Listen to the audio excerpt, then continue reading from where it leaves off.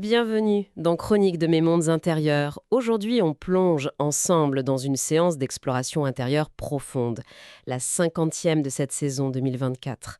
C'est le voyage de Christophe, accompagné par Joël.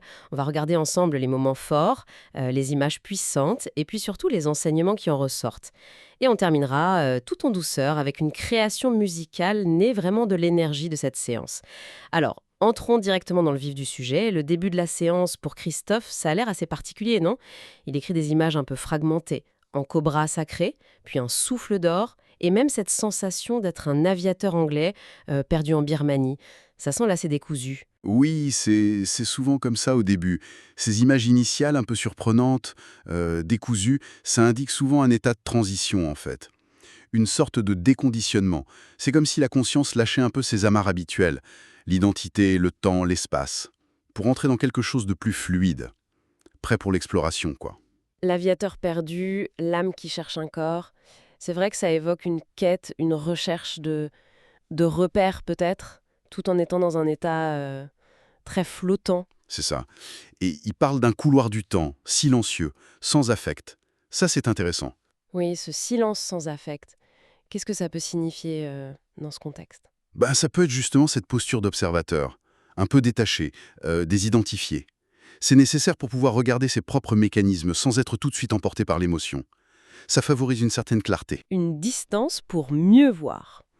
Il mentionne aussi une notion de jeu, comme s'il avançait dans un univers immatériel, un peu comme explorer des potentiels. Tout à fait. Une exploration des possibles, avant que les choses ne se figent. On est moins dans « je suis ceci » et plus dans « qu'est-ce qui peut émerger ». Un espace de liberté en quelque sorte. Et c'est là, justement, qu'apparaît cette image très forte, le bousier. Ce scarabée qui pousse sa boule de terre. Et Christophe fait tout de suite le lien avec nos vies. On avance, on pousse un truc devant nous qui nous cache la vue. On est dans le faire tout le temps, sans recul. C'est une métaphore incroyable, hein. Tellement parlante. Cette boule, ça peut être n'importe quoi. Le travail, un projet, une relation, une idée fixe. Ça nous donne l'impression d'avancer, de rouler sa bosse, comme il dit. Mais on est tellement concentré sur la boule, sur l'effort, qu'on ne voit plus rien d'autre. Et surtout, on ne voit pas si on va droit dans le mur. C'est exactement ça. Et il pose la question un peu crûment, hein. Dans quelle mesure on est plus avilisé qu'un bousier? Ça fait réfléchir. Ah oui, ça interpelle, parce qu'on s'identifie à cet effort, à cette boule. Elle devient une partie de nous, presque. Et il décrit très bien la suite. Quand ça bloque, quand la boule n'avance plus, la réaction première, c'est pas de lâcher la boule, hein. Ah non, surtout pas. C'est de s'acharner. On pousse plus fort, on se dit c'est de ma faute, je m'y prends mal, on se remet en question, on cherche des solutions. Mais toujours en continuant à pousser la même boule. C'est ce qu'on appelle l'escalade de l'engagement. On a tellement investi d'énergie, de temps, d'émotion dans cette boule que remettre en question le fait même de la pousser, c'est trop coûteux psychologiquement. On risque de perdre la boule, comme dit l'expression. On se ment à soi-même, on s'épuise. Exactement. On préfère redoubler d'efforts, même si c'est vain, plutôt que d'admettre que le chemin ou l'objectif n'est peut-être plus le bon. Et c'est là qu'arrive un mot important dans la séance, le sacrifice. Oui. Comme pour justifier cet acharnement. Je fais tellement de sacrifices, ça doit marcher. Ça donne une valeur morale à cette obstination. C'est un piège classique. Le sacrifice devient une raison de ne pas changer. Lâcher prise signifierait que tous ces sacrifices ont été inutiles. Et ça, c'est dur à accepter. Donc l'invitation, c'est de reconsidérer la chose, de changer de perspective, de lever la tête peut-être et de regarder autour. C'est ça.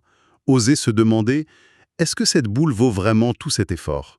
Est-ce qu'elle me mène là où je veux aller? Ça demande du courage. Et cette difficulté à lâcher, à changer de voie, ça amène directement à une autre thématique, le contrôle, ou plutôt la peur de perdre le contrôle. Christophe reconnaît que quand il sent que ça lui échappe, sa réaction c'est de parler plus fort, d'essayer de reprendre le dessus, d'user d'autorité. Une tentative de compenser. Oui, il le dit joliment, quand il se sent sans voix, VOIE, il ne veut pas être sans voix, VOIX. C'est très juste. C'est une réaction de défense fréquente. Quand la structure interne ou externe s'effrite, l'ego se sent menacé. Affirmer sa présence par la force, par la voix, c'est une tentative de restaurer un semblant de contrôle face au chaos perçu. Et l'image qui vient illustrer ça est terrible en fait. C'est celle d'un kamikaze qui crie banzai en fonçant vers la mort. Ouf. Oui, c'est une image très forte. Elle symbolise cette énergie vitale immense, mais dépensée à perdre, dans une confrontation frontale désespérée sans issue positive. C'est l'acte de celui qui se sent complètement acculé au bout de son univers connu, comme il dit. Plutôt que d'accepter l'impasse et d'explorer autre chose, il y a ce dernier sursaut, souvent destructeur. Une manière tragique de garder le contrôle, en choisissant la fin. C'est assez sombre comme constat. Mais heureusement, la séance propose une alternative, une autre voie. Elle passe par le développement de sa foi FOI. Pas forcément religieuse, mais une confiance fondamentale. Une confiance pour oser une nouvelle voie, VOIE. Une foi dans le processus, dans la vie, peut-être, dans le fait qu'il y a d'autres possibles que la confrontation ou l'acharnement. Et le concept clé pour naviguer cette nouvelle voie, c'est la passivité active. Ça sonne un peu paradoxal, hein? Oui, c'est un oxymore très intéressant, passivité active. Ce n'est pas la passivité où on subit, où on est impuissant, et ce n'est pas non plus l'action frontale réactive. C'est plutôt une action consciente de non-faire. Choisir de ne pas réagir comme d'habitude. Ne pas rentrer dans le jeu de l'opposition directe. Créer un espace, en fait. Il y a une analogie qui est donnée, celle de l'aïkido. Ne pas bloquer l'énergie de l'adversaire, mais l'esquiver, la laisser passer, et puis l'accompagner, la rediriger. Exactement. L'aïkido, c'est l'art de l'harmonisation des énergies. Au lieu du choc force contre force, on utilise l'élan de l'autre pour créer un nouveau mouvement. C'est une intelligence situationnelle incroyable. Appliquer à un conflit, à une tension, ça veut dire ne pas nourrir la confrontation avec sa propre réactivité. Observer, laisser l'énergie passer et voir comment la transformer. Et la transformation qui est décrite est assez belle. L'énergie de confrontation, si elle est accompagnée au lieu d'être combattue, elle change de nature. Elle devient un mouvement sacré, une danse, une valse même. L'idée, c'est plus d'envoyer valser l'autre, mais de danser avec l'énergie initialement opposée. Créer une harmonie à partir de la dissonance. C'est une forme de transmutation, oui. L'énergie brute du conflit, qu'on voit souvent comme négative, elle n'est pas niée, mais elle est utilisée, transformée en quelque chose de créatif, d'harmonieux. C'est l'accompagnement qui change tout. On passe d'un blocage à un flux. Il y a une autre image qui renforce ça, le kintsugi, cet art japonais de réparer les poteries cassées avec de l'or. La faille n'est pas cachée, au contraire, elle est sublimée. Magnifique métaphore. La blessure, la cassure devient partie intégrante de la beauté, de l'histoire de l'objet. Elle est même soulignée par l'or. Et donc, dans cette vision, le conflit, la difficulté, c'est plus une agression à subir. C'est vu comme un cadeau, une opportunité de sortir de l'impasse, une sorte d'initiation divine, dit-il. C'est un renversement complet. Voir le conflit comme un cadeau, comme une initiation, ça demande de changer radicalement de regard. Ça suggère que ces moments de tension ne sont pas des erreurs, mais des invitations. Des invitations à intégrer, à grandir, à créer quelque chose de plus riche à partir de la difficulté. La cicatrice devient précieuse. Et tout ça mène à l'idée centrale, composer des symphonies à partir du chaos. Le chaos, la confrontation, l'imprévu. Ce n'est plus l'ennemi, c'est la matière première. C'est ça. On passe de victime ou de combattant du chaos à compositeur avec le chaos. C'est une posture active, créative. C'est un signal pour trouver une autre voie, VOIVE, pour trouver une nouvelle voie, VOIX, et les mots justes, MOTS, qui construisent au lieu de blesser. Composer avec l'inspiration divine. La symphonie, ça évoque l'harmonie, l'intégration de différentes lignes mélodiques, même dissonantes au départ. C'est une approche spirituelle et créative pour transformer le conflit en quelque chose de plus vaste, de plus serein. L'objectif change aussi. Il ne s'agit plus de gagner ou de perdre, de fuir les mal-être, mais d'aller vers une rencontre. Une vraie rencontre. Et d'ailleurs, à ce moment-là, Christophe ressent une profonde libération. C'est comme passer, dit-il, d'une parade guerrière à une parade amoureuse. L'autre n'est plus une menace, mais un partenaire potentiel pour avancer. Cette libération, elle vient du fait de lâcher la lutte pour le contrôle et de s'ouvrir à la co-création. Quand l'espace n'est plus saturé par la tension, la rencontre devient possible. L'énergie qui était bloquée dans la défense est libérée pour construire ensemble cet avenir meilleur, commun. Pour bien ancrer tout ça, Joël lui demande de comparer les deux chemins. Le premier, refuser de composer. Rester comme le bousier bloqué. Oui, l'image de la stagnation, on tourne en rond, on s'épuise sans avancer vraiment. Et le deuxième chemin, celui de la composition symphonique. Là, la foi, la confiance grandit. Chaque difficulté devient une nouvelle composition, en lien avec quelque chose de plus grand. La séance devient un mode d'emploi. Et le résultat, c'est pas juste pour soi, c'est une réjouissance qui permet aussi à l'autre de grandir. C'est assez beau comme vision. Ça montre que ce n'est pas juste une technique, mais une voie d'évolution. Personnelle, relationnelle et même connectée à plus grand. C'est une vision basée sur l'interdépendance positive. Ma croissance soutient la tienne, et vice-versa. Et il y a ce détail sur la connexion ressentie à la galaxie du Centaure, qu'il entend comme Centaure. Centaure, c'est intéressant cette interprétation phonétique. Oui, l'idée qui en sort, c'est qu'il ne s'agit plus d'avoir raison ou tort. Le point de départ, c'est d'être magnanime avec soi-même. S'accepter soi d'abord. C'est fondamental. Sortir du jugement de cette dualité qui nourrit tant de conflits. L'autocompassion, la magnanimité envers soi, c'est la clé pour pouvoir ensuite interagir différemment avec les autres et participer à cette danse cosmique dont il parle. Accueillir ses propres ombres pour pouvoir danser avec celles des autres. Et l'état qu'il atteint à la fin, comment il le décrit? C'est un état de neutralité, d'apaisement, de bien-être mutuel, un espace où on peut enfin parler ouvertement, sans crainte.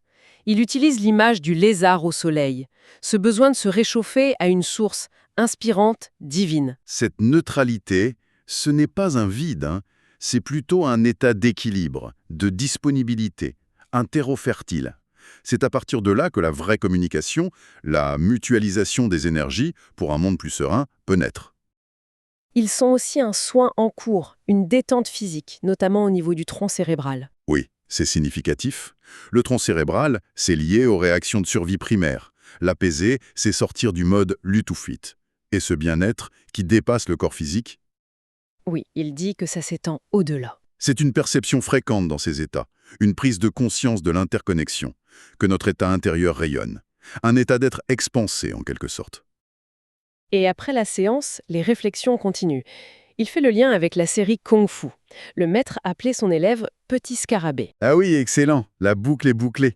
Le scarabée n'est plus juste l'insecte coincé, mais le disciple en apprentissage. Exactement. Et le maître était aveugle. Il percevait au-delà des apparences. Ça renforce l'idée d'écouter les énergies, pas juste de réagir à ce qu'on voit. C'est une très belle synthèse de tout l'apprentissage de la séance, oui. Développer une perception intérieure. Et le plus important peut-être, il dit ressentir une responsabilité, celle d'appliquer ça, d'intégrer cette danse cosmique, cet art sacré dans sa vie. Il parle d'un step change, un vrai changement de niveau. C'est crucial. La vraie valeur de la séance, c'est ça. L'intégration dans le quotidien. Sentir cette responsabilité, ça montre que l'enseignement est vraiment passé. Ce n'est plus juste une belle idée, c'est une boussole pour agir différemment, passer de la vision à l'incarnation. Absolument. Une exploration vraiment riche qui donne des outils concrets pour aborder différemment les difficultés, le chaos de la vie. Et maintenant, comme promis, place à la composition musicale directement inspirée par l'énergie de cette séance. Pause pour la musique. Si cette exploration a fait écho en vous, un pouce levé est toujours apprécié. Un commentaire pour partager un ressenti aussi, c'est précieux. Et bien sûr, l'abonnement permet de ne rien manquer des prochains voyages dans Chroniques de mes mondes intérieurs. Si ce qui a été partagé ici a touché quelque chose d'important, n'hésitez pas à le partager autour de vous. Parfois, une simple perspective différente, entendue au bon moment, peut ouvrir des portes inattendues pour quelqu'un d'autre. Et pour celles et ceux qui sentent cet appel intérieur, l'envie d'une reconnexion plus profonde, les informations pour me contacter sont disponibles. On peut explorer ensemble ces mondes intérieurs. Pas pour fuir la réalité, non, mais pour en vivre une plus vaste, plus vraie, plus en accord avec soi. Alors, peut-être une question pour la route. Quelle est cette boule que l'on pousse parfois sans même s'en rendre compte? Et quelle symphonie unique attend d'être composée à partir du chaos apparent de nos propres vies? À très bientôt pour une prochaine exploration intérieure.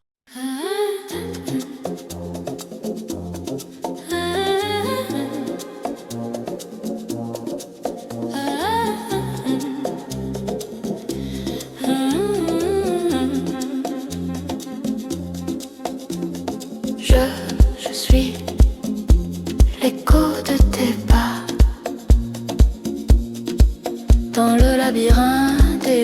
un souffle d'or, un cobra sacré, murmure au creux de tes amours.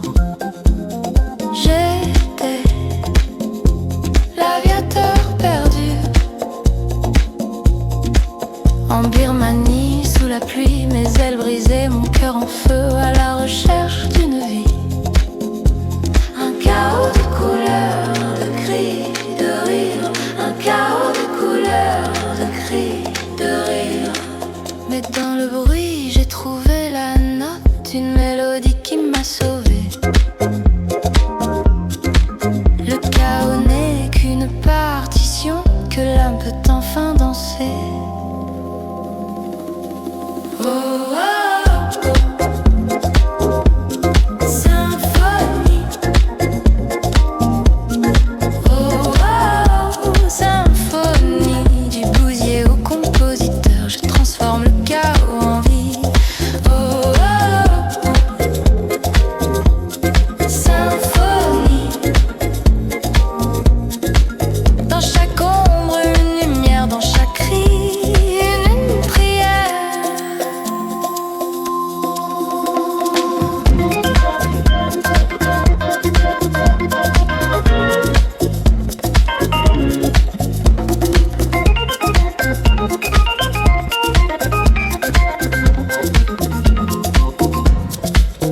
J'ai marché sur des chemins de braise, j'ai bu l'oubli dans des nuits sans fin.